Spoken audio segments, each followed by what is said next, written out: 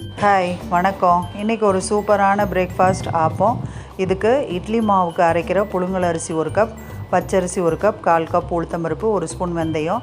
இதை நல்லா கழுவிட்டு 3 to 4 மணி நேரம் தண்ணி ஊற்றி ஊற வச்சுருங்க. ஊற வச்சதுக்கப்புறம் இதை கிரைண்டரில் போட்டு ஆட்டும் போது ஒரு கைப்பிடி அளவு நேற்று வடித்து தண்ணி ஊற்றின பழைய சாதத்தை போட்டுக்கோங்க. இதனால் உங்களுடைய ஆப்பம் நல்லா சாஃப்டாக இருக்கும். அந்த அரைச்ச மாவை 6 மணி நேரம் கழித்து எடுத்துக்கோங்க. இப்போ நல்லா பொங்கி வந்திருக்கும்.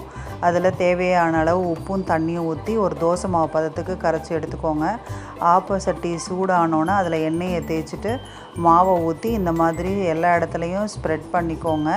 ஸ்ப்ரெட் பண்ணதில் உங்களுடைய நாட்டு சர்க்கரையை போட்டு நல்லா மூடி சிம்மில் வச்சு வேக வச்சு எடுத்திங்கன்னா சாஃப்டான சூப்பரான ஆப்பம் ரெடி ஆகிடுச்சு. இதில் தேங்காய் பாலை ஊற்றி சாப்பிடுங்க. இந்த மாதிரி ஊற்றி குடிக்கும்போது குழந்தைகள்லாம் விரும்பி சாப்பிடுவாங்க.